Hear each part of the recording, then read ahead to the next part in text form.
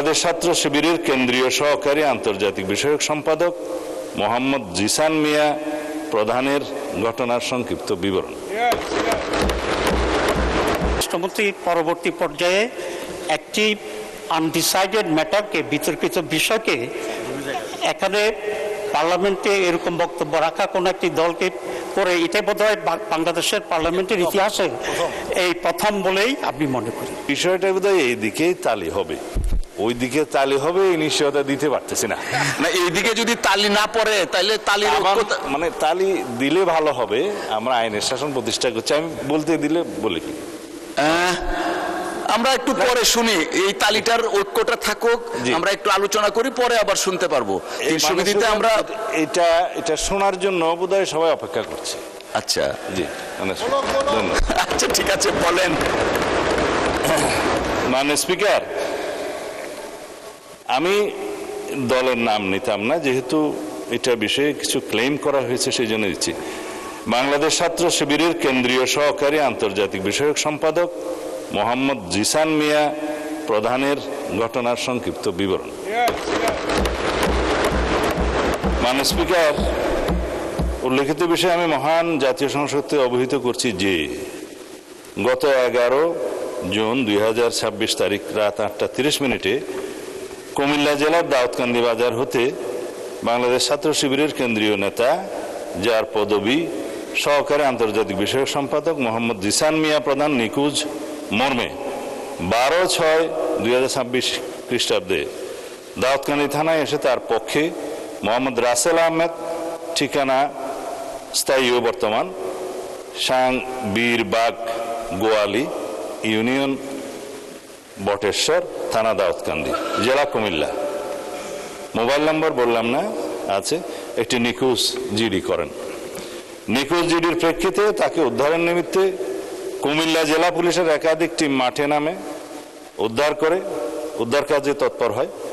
অনুসন্ধানকালীন প্রথমত নিখোঁজ ব্যক্তির আপন চাচাতো ভাই সজীব হাসানের মাধ্যমে জানা যায় গত 5-6 মাস পূর্বে ফেসবুকের মাধ্যমে জনৈক একজন নারীর সাথে মোহাম্মদ জিসান মিয়া প্রধানের পরিচয়ের সূত্র ধরে তাদের মধ্যে মোবাইল ফোনে কথাবার্তা শুরু হয় এবং প্রেমের সম্পর্ক গড়ে ওঠে। মাননীয় স্পিকার, কুমিল্লা জেলা পুলিশের তথ্য মতে বিভিন্ন সময়ে জিসান মিয়া মেয়েটিকে বিয়ের প্রলোভন দেখিয়ে একাধিকবার দর্শন করলে মেয়েটি অন্তঃসত্ত্বা হয়ে পড়ে।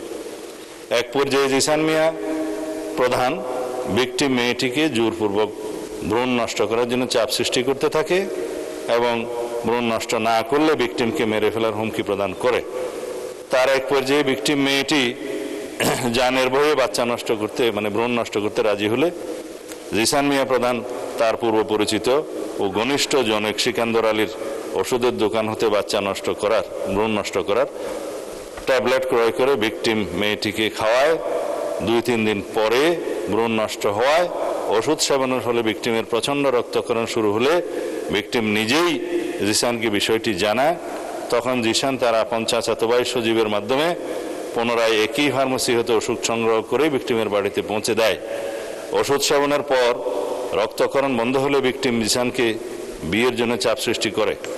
এক পর্যায়ে জিসান 12 জুন তারিখে রোজ শুক্রবার বিয়ে করতে সম্মতি জ্ঞাপন করে, কিন্তু গত 11 জুন তারিখ রাত 8:30 বিয়ে না করার টাল বাহানায় জিসান নিজেই আত্মগোপন করে তার চাচাতো ভাই মোহাম্মদ রাসেল আহমদের মাধ্যমে দাউদকান্দি থানায় একটি নিখোঁজ জিডি করেন।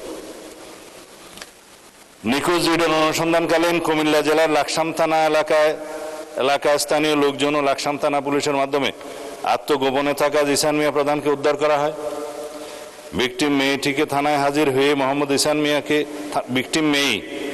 মেয়েটি থানায় হাজির হয়ে মোহাম্মদ জিসান মিয়া প্রধানকে 1 নম্বর আসামি করে ধর্ষণে সহযোগিতা এবং ভ্রূণ নষ্ট করার অভিযোগে অপর 3 জন যথাক্রমে মোহাম্মদ সজীব হাসান, সিকান্দর আলী ও মোহাম্মদ গোলাম রব্বি সহ মোট 4 জনের নাম উল্লেখ করে এজাহার দায়েরের প্রেক্ষিতে দাউদকান্দি মডেল থানার মামলা নম্বর 13 তারিখ 13/6/2026 খ্রিস্টাব্দ ধারা নারী ও শিশু নির্যাতন দমন আইনের 9(খ)/30 তৎসহ 313, 506 এবং 34 পেনাল কোড রুজু করা হয়। গত 13/6/2026 তারিখে এই অভিযুক্ত সজীব হাসান ও সেকান্দর আলী তাদেরকে গ্রেফতার করা হয়। তারা বিজ্ঞ বিচারিক জুডিশিয়াল ম্যাজিস্ট্রেট আদালতে ঘটনায় নিজেদেরকে জড়িয়ে 164 দ্বারায় স্বীকারোক্তিমূলক জবানবন্দি প্রদান করে। বর্তমানে মামলাটি তদন্ত অব্যাহত আছে। যেহেতু মাননীয় স্পিকার এই বিষয়ে অনেকেই ভেরিফাইড ফেসবুক পেজে তার নিখোঁজের বিষয়টি অন্যভাবে বর্ণনা করে সরকারকে দায়ী করতে চেয়েছিল এবং প্রকৃত ঘটনা উদ্ঘাটনের পরে সেটা আমরা মনে করলাম এই ঘটনা জাতির সামনে প্রকাশ করা দরকার। আমি এই মহান জাতীয় সংসদের মাধ্যমে এটা প্রকাশ করলাম। ধন্যবাদ মাননীয় স্পিকার। ধন্যবাদ মাননীয় স্বরাষ্ট্রমন্ত্রী।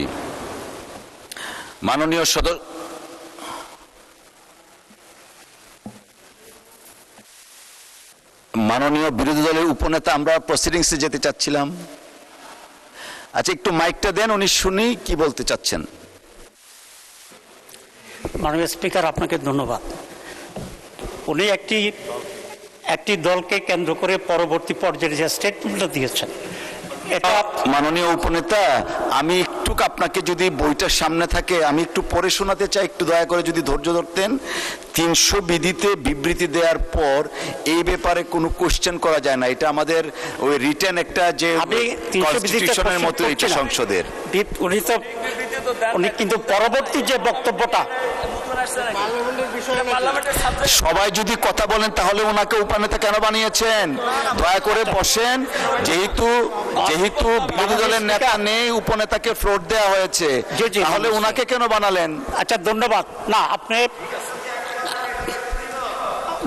প্লিজ মাননীয় সদস্যবর্গ, অত্যন্ত নিন্দনীয়। জি মাননীয় উপনেতা, আপনি বলুন। জি, আজকে স্বরাষ্ট্রমন্ত্রী পরবর্তী পর্যায়ে যে সাবজেক্টটা বলেছে, আপনার এটা এলাও করা উচিত হয়নি না জেনে, 1 নম্বর কথা।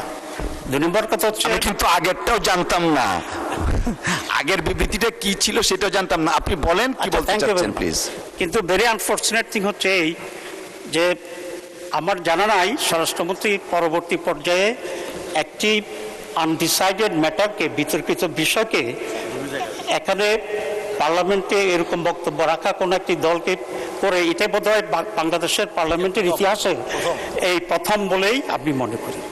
এবং এটা মনে হচ্ছে আমার কাছে যে মাননীয় স্বরাষ্ট্রমন্ত্রী একটি দলকে কন্ডেম করার জন্য ইন্টেনশনালি এটা এখানে প্রেস করেছে। ঘটনাটা যেটা হয়েছে, আমি এখন জানতে চাচ্ছি যে জিশান এখন কোথায় আছে, 1 নাম্বার।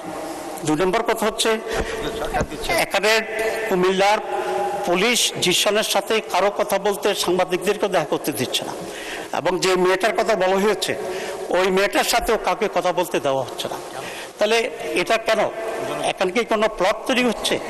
এটা আজকে স্বরাষ্ট্রমন্ত্রীর বক্তব্যটা মনে হচ্ছে যে ওনারা একটা প্লট তৈরি করার জন্যই পুলিশ এবং স্বরাষ্ট্রমন্ত্রী একই লাইনে আলোচনা করে এই কাজটি করেছে। 2 নম্বর কথা হচ্ছে, এই ধরনের এই ঘটনাটি যে ন্যাচারাল হয়েছে, এই ধরনের কোনটা সঠিক এখন এটা ডিসাইডেড হয়নি, এটার কোনো স্টেটমেন্ট আসেনি। 2 নম্বর কথা হচ্ছে, এই ধরনের ঘটনা যেগুলো সত্য, প্রতিদিনই নানা ঘটনা ঘটছে, কিন্তু পার্লামেন্টের মধ্যে এটাই আসছে। মাননীয় উপনেতা, আপনাকে অসংখ্য ধন্যবাদ। যদিও 300 বিধির উপরে কিছু বলার থাকে না, তারপরে আপনি বলেছেন, অসংখ্য ধন্যবাদ। কন্ডেম করি এবং এই ধরনের ঘটনা আসতে হবে। Thank you. এবং এটা কোনো প্রমাণিত হয়নি, তার ছবি আমাদের কাছে আছে। ইসলামী ছাত্র শিবির মাননীয় সদস্য আর দলকে এইভাবে পার্লামেন্টে দায়ী করবে, বানোয়াট কথা বলবে এবং ষড়যন্ত্র করবে, এটা তো কেন পার্লামেন্টে মেনে নেওয়া যায় না। আমি মনে করি স্বরাষ্ট্রমন্ত্রী এটা উইথড্র করা উচিত, অথবা আপনি এটাকে এক্সপ্যান্ড করা উচিত।